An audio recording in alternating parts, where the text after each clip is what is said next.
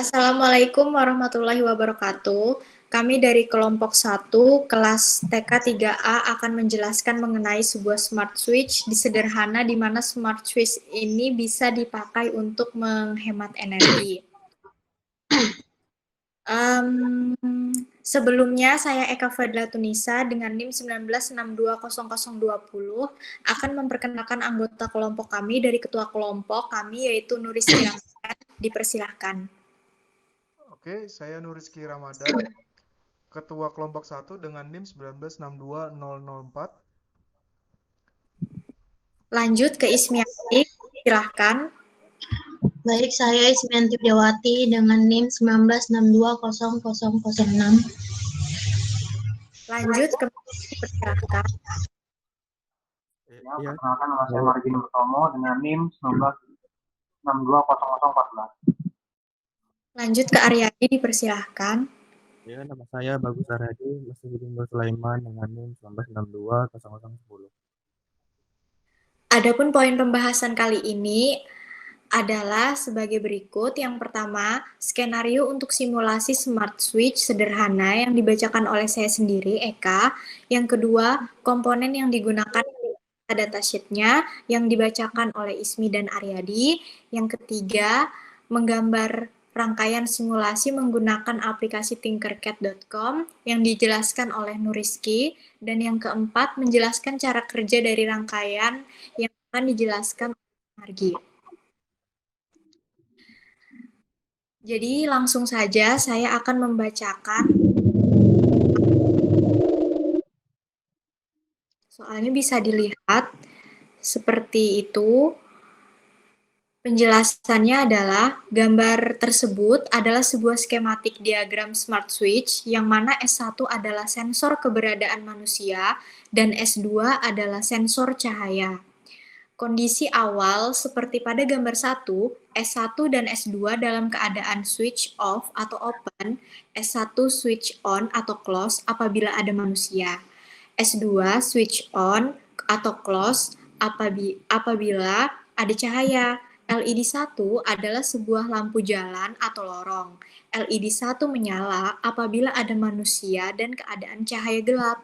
Agar pada malam hari atau keadaan gelap, LED 1 dapat menyala secara otomatis pada rangkaian memerlukan sebuah gerbang NOT.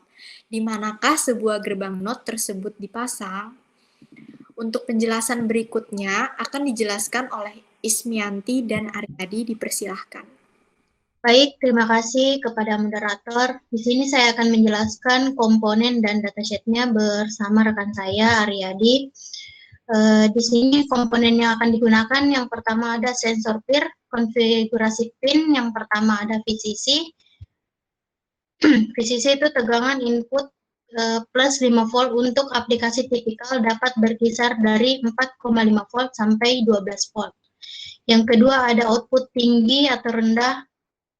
Sinyal digital pulse tinggi 3,3 volt dapat dipicu gerakan terdeteksi. Sinyal digital pulse rendah 0 volt saat idle tidak ada gerakan terdeteksi.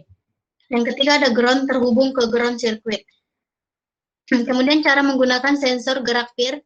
Sensor PIR adalah singkatan dari sensor inframerah pasif.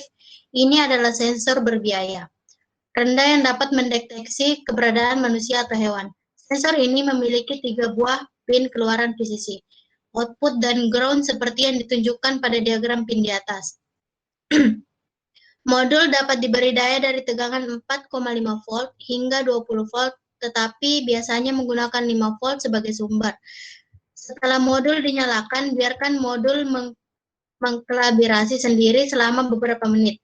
2 menit adalah waktu yang ditetapkan dengan baik. Kemudian fitur sensor PIR.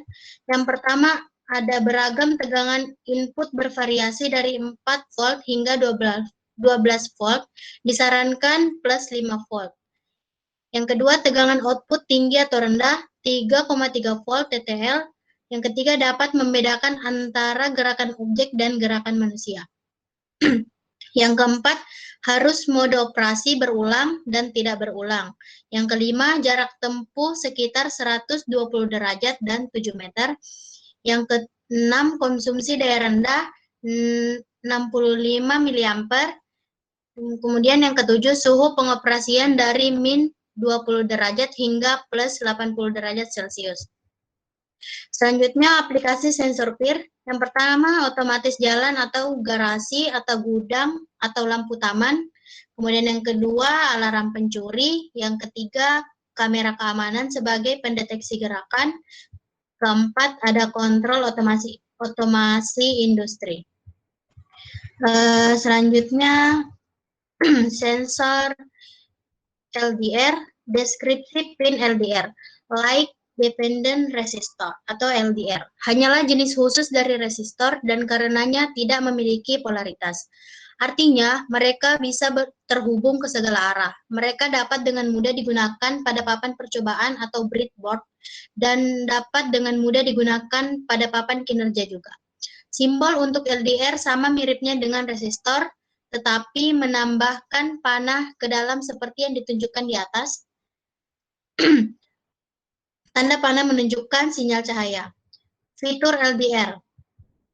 Dalam fitur LDR dapat digunakan untuk merasakan cahaya, kemudian mudah digunakan di breadboard atau breadboard. Yang ketiga, mudah digunakan dengan microcontroller atau bahkan dengan IC digital atau analog normal. Selanjutnya kecil, murah, dan mudah didapat. Kemudian tersedia dalam seri PG5, PG5MP, PG12, PG12MP, PG20, dan PG20MP. Kemudian aplikasinya lampu jalan otomatis, kemudian deteksi siang atau malam. Peredup lampu kepala otomatis, kemudian sensor posisi. Selanjutnya digunakan bersama dengan LED sebagai detektor rintangan, dan lampu kamar tidur otomatis, kaca spion otomatis. Selanjutnya ada resistor. Resistor merupakan komponen elektronik yang memiliki 2 pin dan didesain untuk mengatur tegangan listrik dan arus listrik. Resistor mempunyai nilai resistansi atau tahanan tertentu yang dapat memproduksi tegangan listrik di antara kedua pin, di mana nilai tegangan terhadap resistansi tersebut berbanding lurus dengan arus yang mengalir. Resistor yang digunakan pada rangkaian ini adalah 10K dan 1K. Kemudian yang selanjutnya ada LED. Light emitting diode atau sering disingkat dengan LED adalah komponen elektronika yang dapat memancarkan cahaya monokromatik ketika diberikan tegangan maju. LED merupakan keluarga dioda yang terbuat dari bahan semikonduktor. Warna-warna cahaya dipancarkan oleh LED, tergantung pada jenis bahan semikonduktor yang dipergunakannya. LED juga dapat memancarkan sinar inframerah yang tidak tampak oleh mata seperti yang sering kita jumpai pada remote control TV ataupun remote control perangkat elektronik lainnya. Baik, selanjutnya akan dijelaskan oleh rekan saya, Aryadi, silahkan. Oke, terima kasih Ismi. Saya di sini akan melanjutkan penjelasan dari Ismi. Oke, di sini ada IC 7404 yang termasuk dalam semacam chip inverter hex yang menampilkan rentangan tegangan operasi yang besar, kondisi operasi yang lebar, dan output yang langsung terhubung ke CMOS, NMOS, dan TTL. IC SN7404 berisi 6 gerbang inverter independen, dan setiap gerbang terdiri dari 1 input dan 1 output. Pembalik adalah salah satu fungsi utamanya. Dalam logika digital, gerbang inverter merupakan gerbang logika yang mengimplementasikan negasi logis. Mengeluarkan tegangan yang memiliki level logika yang berlawanan dengan masukannya. Jika input yang diterapkan rendah, maka output menjadi tinggi dan sebaliknya. Inverter dapat dibangun menggunakan transistor NMOS tunggal atau transistor CMOS tunggal yang digabungkan dengan transistor. 404 datasheet, jumlah inverternya 6 inverter, logic family TTL, logic type-nya bipolar, supply tegangannya maksimal di 5,25 volt, supply tegangannya di minimal 4,75 volt, minimum operating temperature di 0 derajat, 0 Celsius, arus output tingkat tinggi di 0,4 mA, arus output tingkat rendah di 16 mA. Suplai tegangan saat digunakan yaitu 5 volt. IC 7408 yang merupakan semacam chip gerbang logika yang berisi 4 gerbang N, 2 input independen yang masing-masing menjalankan fungsi logika N. Ini pada dasarnya digunakan di mana operasi logika N diperlukan. Dan satu atau semua gerbang dapat digunakan secara bersamaan. Chip 7408 dapat digunakan untuk operasi N kecepatan tinggi karena lebih sedikit penundaan peralihan di gerbang. Ini menghasilkan antarmuka langsung ke CMOS, NMOS, dan TTL. Dan ditandai untuk operasi pada kisaran suhu militer penuh 0 Celsius hingga 70 Celsius dengan suplai maksimum hingga 7 volt. Ini ada IC 7408 datasheetnya, yaitu memakai 4 gerbang logika dengan 2 input. Output bisa langsung dihubungkan ke CMOS, NMOS, dan TTL.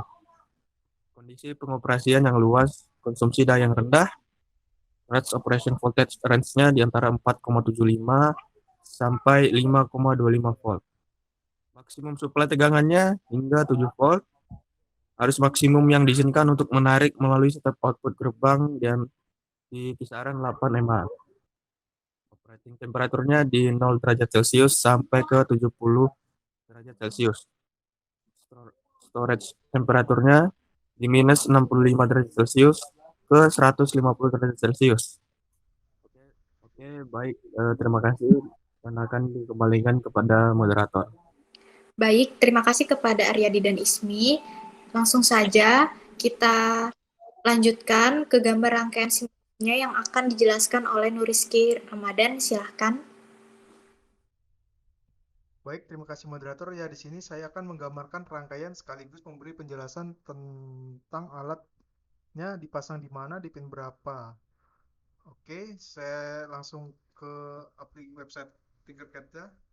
Pertama-tama, untuk positifnya saya taruh di bawah sini, dan negatifnya saya taruh di atasnya. Untuk resistor kita taruh di bagian sini, dan groundnya LDR di sini buat powernya. Saya akan menyambungkan ke input 1 dan terus memasukkannya ke output 2. Saya sambungkan ke input 3A atau input 9 di IC 7408. Ini outputnya akan keluar di output 3 untuk ke LED dan memasang groundnya di masing-masing IC, dan di LED-nya menyambungkan ground ke atas supaya bisa menyalakan peer-nya. Dan jangan lupa menambahkan arus listrik ke masing-masing IC. Setelah itu saya akan memasukkan inputnya, sinyal peer ke input 10 di IC 7408 dan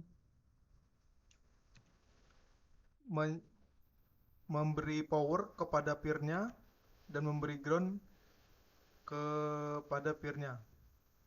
Oke, sekian dari saya.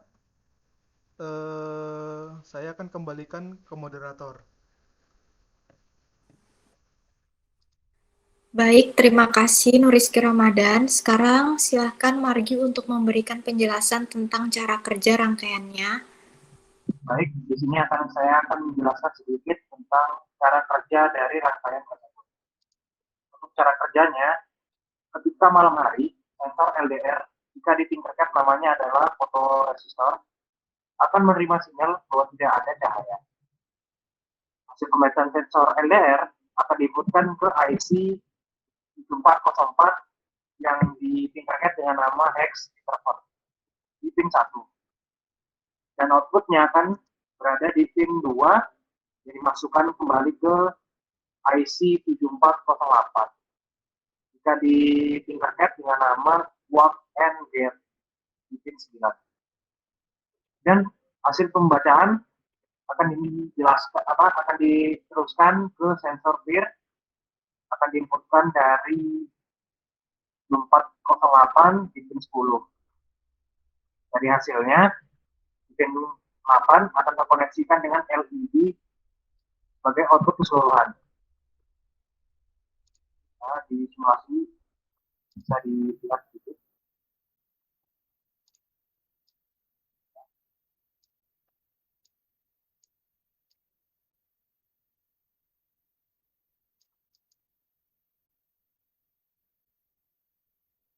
Tutup, Gi.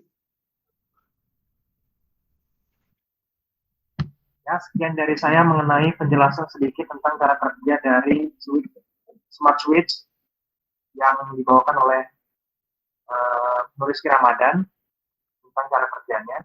Saya akan kembalikan lagi ke moderator. Terima kasih kepada Margi. Jadi sekarang saya akan membacakan kesimpulannya. Kesimpulan yang bisa kita ambil dari penjelasan presentasi kali ini yaitu sebuah smart system dapat diaplikasikan untuk berbagai macam keperluan. Di sini kita mengambil salah satu contoh smart system sederhana untuk menghemat energi ketika tidak digunakan. Baik, kalau begitu saya rasa cukup sekian dari kami kelompok 1 atas presentasi mengenai smart system sederhana. Saya selaku moderator mohon maaf jika ada salah kata, kurang lebihnya mohon dimaafkan. Wabillahi taufik wal hidayah. Wassalamualaikum warahmatullahi wabarakatuh.